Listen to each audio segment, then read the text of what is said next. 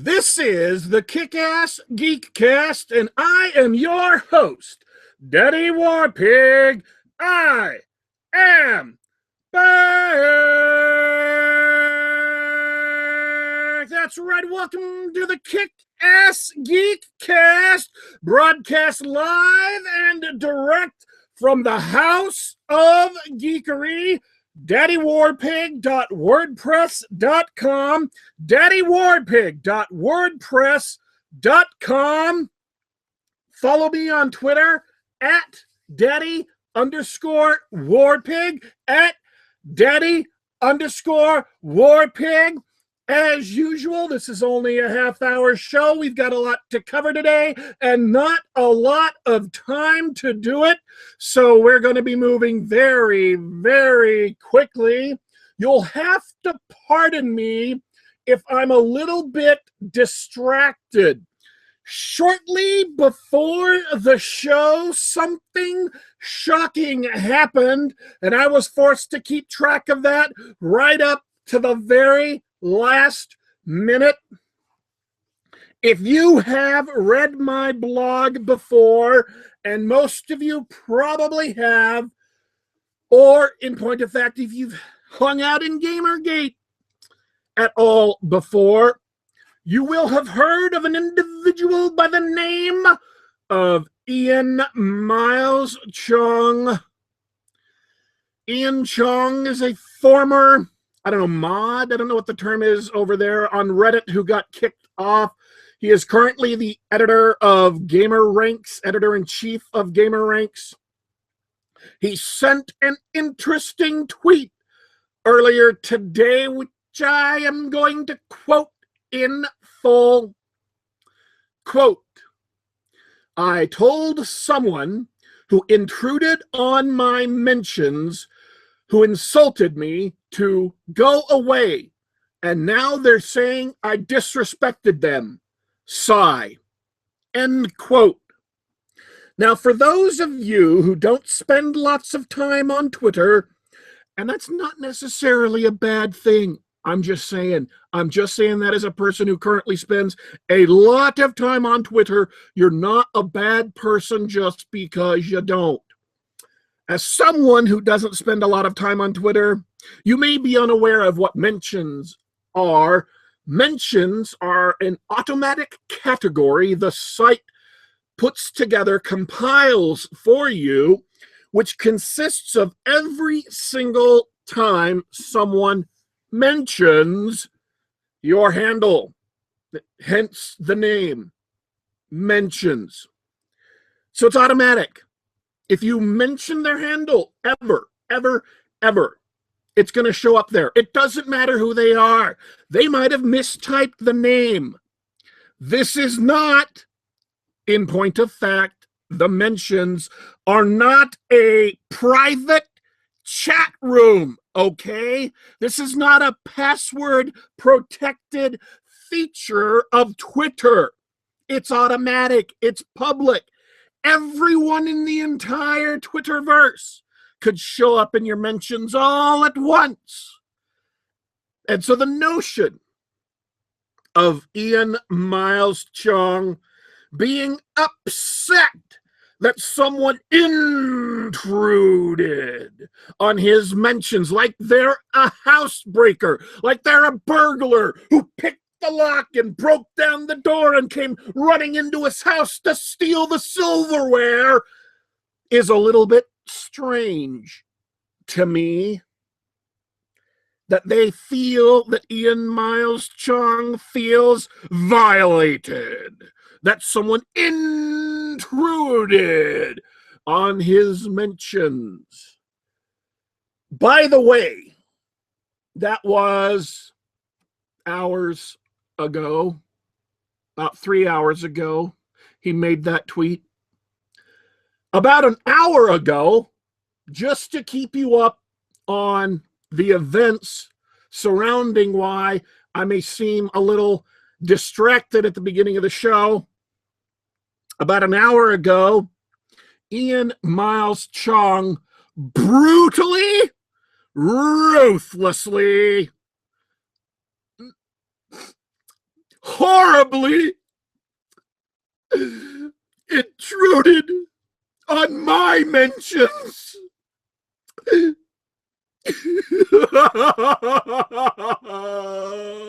No, that's not a joke. I'm not kidding. I was sitting there tweeting away at some people. Somebody made I retweeted something. Somebody made a response. I made a snarky comment, and boom, out of the blue, Ian Miles Chung taking offense at the other person. I wasn't even involved. He just showed up in my mentions and began spewing bile all over the place.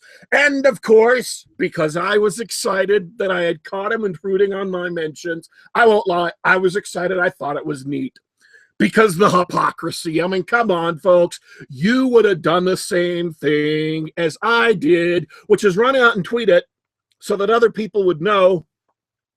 And then, of course, other people knew and came in, and there was like this big old thing, and it was amazing, and it was glorious, and I'm just sitting here smiling at the irony, at the hypocrisy, at the just sheer beauty and majesty of a universe that loves me so much that they would deliver this golden gift from the geek gods to me, put it right in my hands, just barely in time for me to go on the air.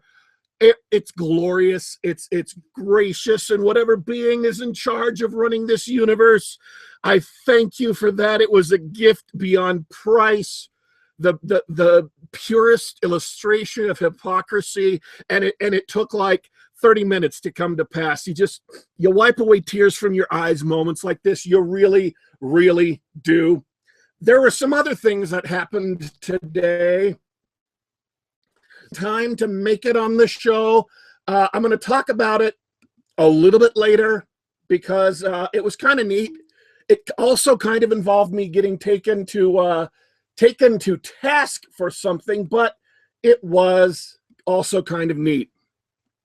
One other thing I want to talk about has to do with yesterday's show. If you listened to yesterday's show, and if you didn't, shame on you. Shame on you for not listening to yesterday's show. You missed a great show. In fact, any of these shows you missed was a great show. You'll figure that out if you listen to some more. Yesterday's show. I read at the beginning of the show, and I don't remember if I identified the author of the tweets or the author of the emails, but I read a letter on the air to illustrate fully the character of people involved in the Gamergate hashtag, people involved in this consumer revolt, who I am now calling, in stark defiance of many pleas not to, who I am now calling the pros, because they are pro-gamer, they are pro-gaming, and they are pro-ethics. These pros, this letter, and the response of this individual, who I will not name, but was one of the literalies, was perfectly, aptly, beautifully illustrative of the character of the pros and the character of the antis. And then just today, just this morning, shortly after I woke up and got on Twitter, someone... this is a shout out to Mr. Born to Fart, who retweeted this and brought it to my attention. It was so beautiful that I had to share it with you because, once again, this involves the person who freaked out at a really, really mild, really, really easygoing, really, really calm letter. I'm not going to do the whole thing again, but if I could give you a small taste, it was something like this. Person A walks up and says, "Hey, man, there's been like a whole lot of problems, going on in Gamergate, and even some people I agree with are, they're like getting hot under the collar. And I just want to say, I'm not down with that. That's not cool, man. So like, if we could just get together and like sit down over some Doritos or some Hot Pockets or something and just like totally chill, man. We could work this out. I just know it. So what do you say? You want to rap for a while? Ow! Get away from me, murderer, rapist! Ow! That's exactly what it was like. Exactly. So this person who freaked out at this mild-mannered letter posted a tweet today. I'm going to read to you the discussion. Oh, let's start with saying something libelous or defamatory about a public figure. That's about journalistic ethics. If you repeat the blatant lies that have been spread about me, such as I smeared autistic people, better be prepared to defend that in court. Our hero steps onto the scene. Totally hate some people. Why do you hate autists so much? Hello. Are you aware that this has been thoroughly debunked? My suggestion is to think twice about spreading it. It was debunked by the same people who protect the corrupt. Gee, I wonder why they were lying. Third party. Can you provide evidence of debunking? I haven't seen any of this yet. I also wonder what was done to return the favor. And now comes the good part. The good part. A sudden change of subject. I'm not skipping any tweets, by the way. I'm not, excising any of this to make this look worse. This is exactly in order how it happened. Would you mind telling me what state you're a resident of? Check my IP, then ask around. No proxies. Do you mind telling me your employer? Feel free to email it to me. I'm happy to do this dance. Unemployed. You would have guessed that much.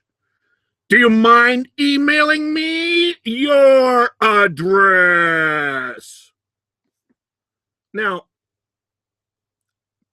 I don't know about you, but when a person who freaks out at an email that says, in essence, can't we all just get along? And claims it's harassment, and claims it's a threat, and claims it's scary, to turn around and start saying strange things to someone in a convo. Do you mind telling me what state you're a resident of? Do you mind telling me your employer? Do you mind emailing me your address?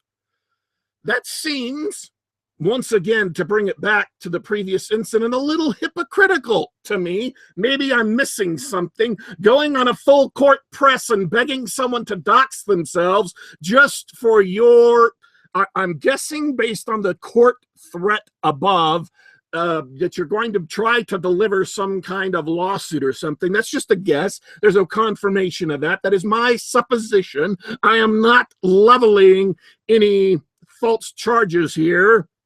Unlike those, the antes level, in specific, this ante levels all the time.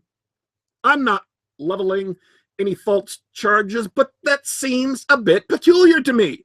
It seems a bit odd. It seems a bit hostile. And if someone on the pro side had done it to you, you would be screaming that this was a death threat, that they were looking for your house so they could sick the vast millions of supporters of Gamergate on you to come and murder you to death in the face.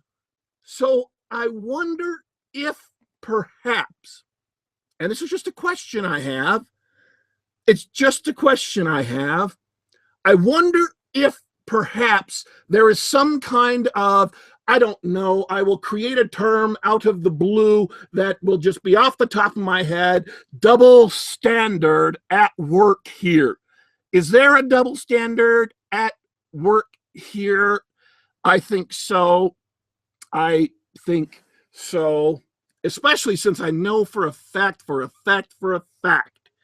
that had a pro done something like that, this would have been tweeted and retweeted and put on the front page of the New York Times with people screaming in rage on MSNBC at the vile, brutal, cruel, ruthless pros and how they are destroying the moral fiber of the nation, because that's how they do. Let's move on to a happier topic, though. Yesterday, I made some people mad. Not a lot of people got back to me about making them mad, and all of them in the comments, and the one person who DM'd me, all of them were very polite. They didn't swear at me. They didn't vilify me or slander me. They were just upset because on yesterday's show, I talked about conservatives and why they should be involved in Gamergate, why they would find this a noble cause to fight for journalistic ethics and integrity, to fight for some simple, basic customer service, and to fight for a lack of ideological bias and a lack of pushing your ideology on the readers in reviews that are actually masked propaganda. Again, you may recognize those if you've listened before, because those are the three areas, the three goals I think most people involved in the pro side agree on. Not everybody, obviously, and I'm not speaking for anybody who isn't me. I'm not a leader. There are no leaders in this disorganized consumer revolt. But those are the three goals of Gamergate, of the pro gamer, pro gaming, pro ethics community. And it seems to me that those are goals that conservatives can champion, the goals that conservatives can share. In order to make that point, I made some inflammatory statements. I know that. I knew they were inflammatory going in.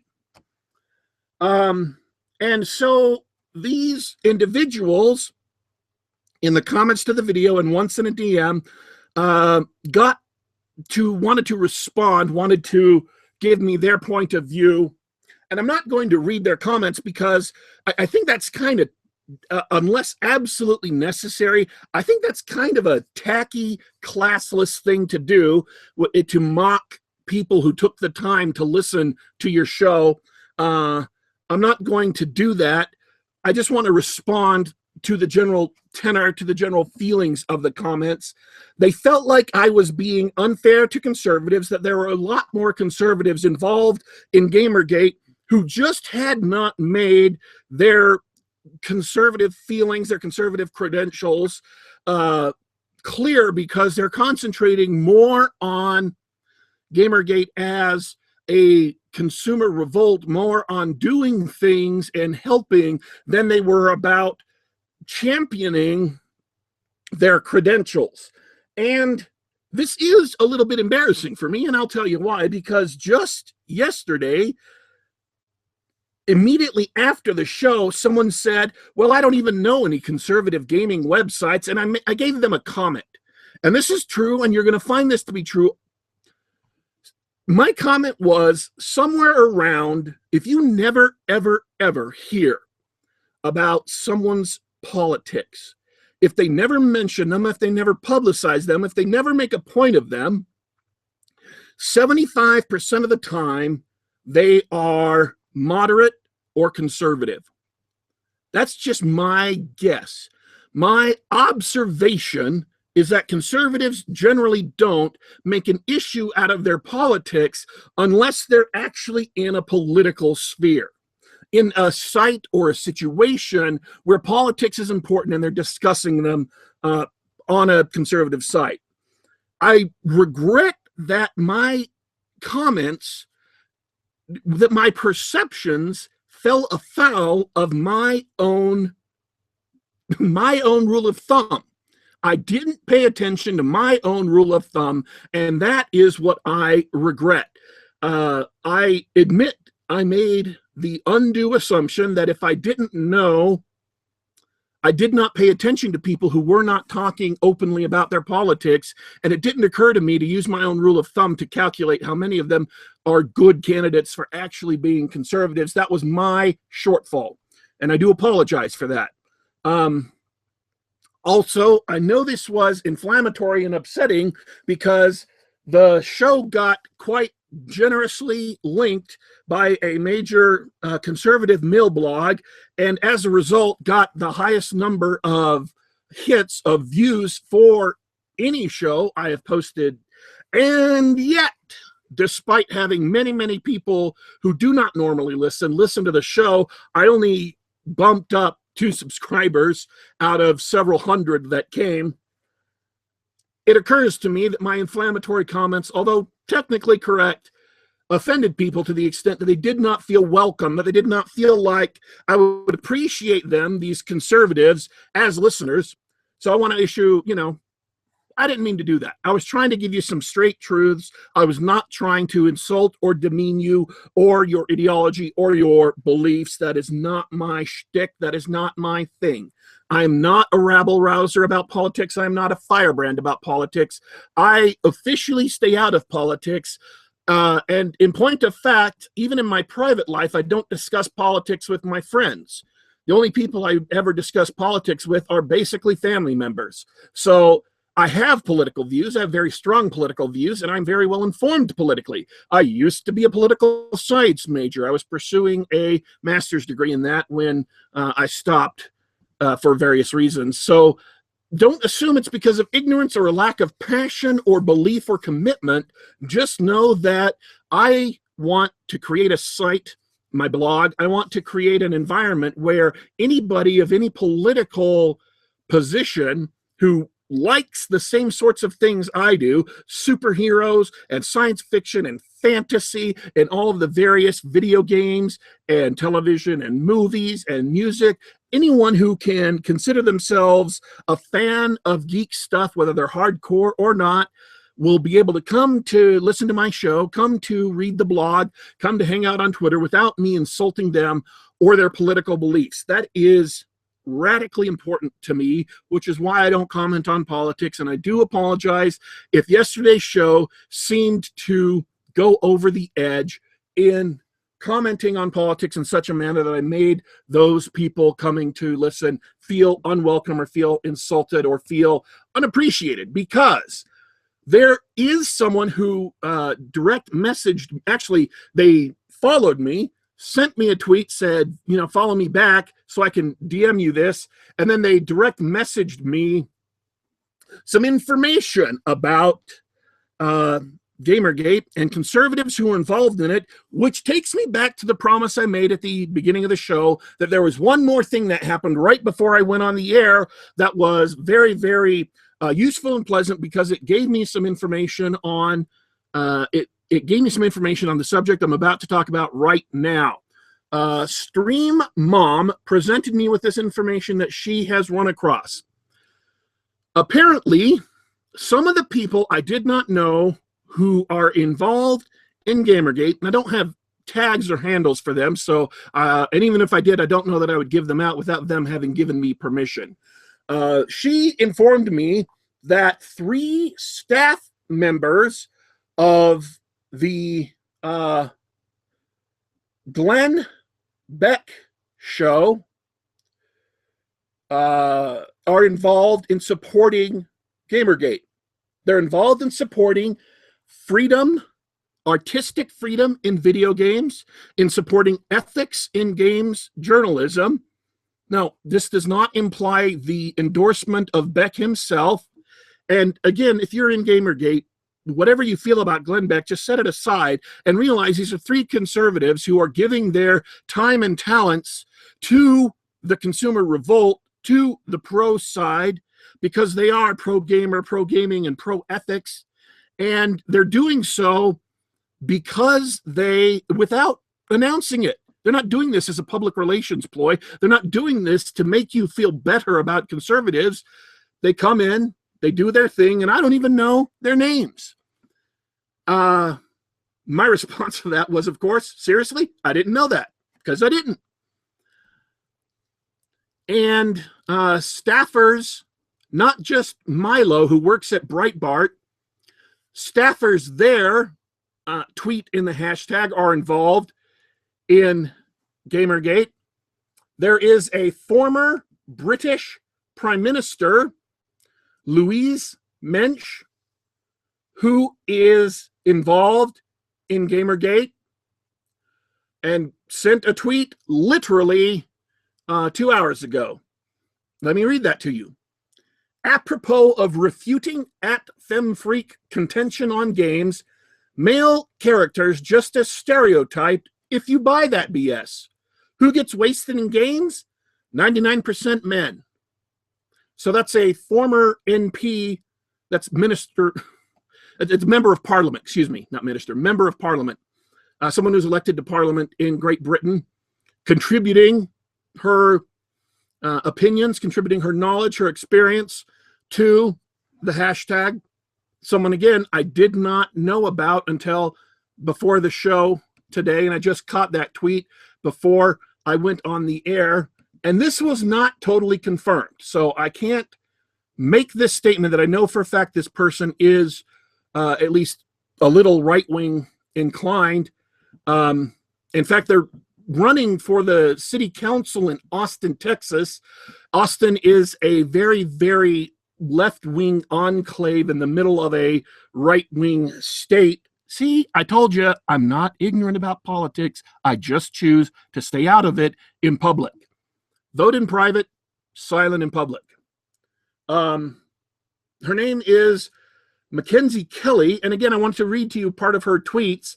I just joined Gamergate, and I'm a little bit of a geek. I'm running for city council in Austin. Find out the facts and join us. And she posted a picture. RT, if you agree, I support Gamergate and not your shield. And it's a picture of her in full Mystique cosplay. Red hair, contacts, blue body paint, the whole thing. At mkelly007. So again, a politician who I don't know for a fact, and neither did Stream Mom know for a fact that she is conservative, but she at least is a politician who is involved in the hashtag. So there are, in strict accordance with my rule of thumb, there are many, many people out there who you do not know are conservative, who are involved in Gamergate, and who are doing good work in helping educate people and sending tweets and sending emails. So the last thing I want to say and I'm going to quote one part of one comment made. Someone in the comments to yesterday's show said that they felt like they were being invited to enter Gamergate through the servants' entrance as if they were second-class citizens. And I want to assure them that is not my intention. That has not been ever the intention of this show to make conservatives feel like that. If for whatever reason you, because of work, because of time, because of publicity, not wanting to be known publicly, if you can't be actively involved in Gamergate, then what you can do, what you should do, because it is the absolute core of bringing these journalists to a sense of reality, is send emails. Go to Operation Disrespectful Nod or Operation Baby Seal, and I'm going to include, if I haven't already, I'm going to include the links to those in the comments after the show is over. Go to those two operations, find the facts and the links about the things that these corrupt media organizations are doing. Write a personal email to an advertiser and put pressure on them to no longer support these corrupt organizations. I have a tale of triumph on that front because I want to illustrate this point very, very clearly. Last, I believe it was Thursday, we got some information about things that Gawker was doing that a certain advertiser, in this case Kellogg's, would not appreciate. The folks at Operation Disrespectful Nod took the information, made a new operation, Baby Seal, to allow people to gather these links, give them to Disrespectful Nod, to make them available to mail out to Kellogg's to say, these are things that Gawker is doing that violate your own public policy as a family-friendly company. Posting stolen nudies of celebrities, posting a sex tape, articles promoting pedophilia and bestiality. I apologize if anyone was triggered by that. It makes me sick just to say it. Okay, the triggering comment was a little bit sarcastic. You'll just have to live with that if you listen to this show.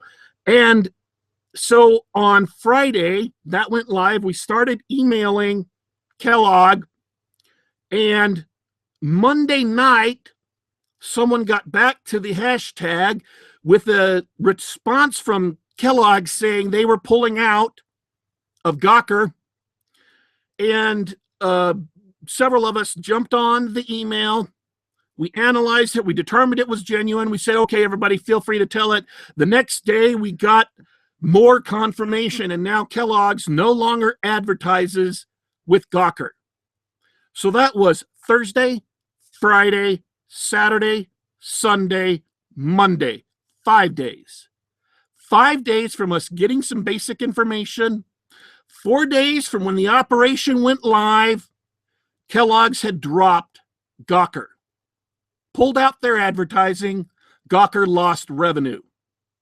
The only way these journalists are going to listen to people making a simple, sane, basic request for them to honor journalistic ethics of the Society of Professional Journalists, or even a slightly weaker version that games journalists can hold themselves to. If they can't be real professional journalists, at least they can be almost as ethical as professional journalists. The only way they have ever listened to us is by putting pressure on advertisers. So if you can't get involved tweeting in the hashtag, and if you can't get involved publicizing your name, all you need to do at home in the privacy of your home without announcing it to anyone is send some emails. 1 email a day, less than a minute. 2 emails a day, still probably less than a minute, okay? Someone got back to me about the Kellogg's thing and said that it took them less than 6 minutes to send 4 responses. 6 minutes. You take 6 minutes a day, send a few emails, give some accurate and factual information to advertisers, and that puts pressure on these media organizations to reform. Anyone can do it, even if you have a job, even if you have a family, even if you don't want to expose yourself to the abuse and the public harassment that the rest of Gamergate is willing to take. You can help, and this is the most critical part of everything that happens in this consumer revolt. This is the most critical thing that any pro can do. If you're pro gamer, if you're pro gaming, if you're pro ethics, take time to send a few emails, because that is how we will win. So when I suggest that to conservatives, it's not to say that you're second class, and it's not to say that you shouldn't get involved, because if you want to, you should. If you want to publicize your beliefs, go ahead.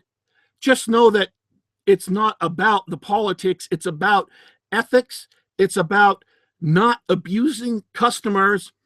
It's about not pushing ideology on readers dishonestly in reviews and other places, because this is a goal that is right. It is a goal that is good. It is a goal that is moral.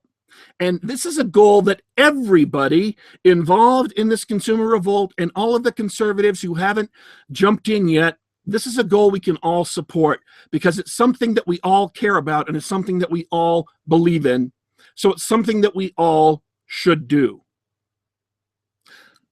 I am your host, Daddy Warpig. That is our show for tonight, October 29th, 2014. Thank you for tuning in. If you like the show, click like, subscribe to my channel, send a tweet, post it on Facebook, whatever, spread the word, give other people the gift of listening to the Kick-Ass Geekcast. Don't keep all the joy for yourself.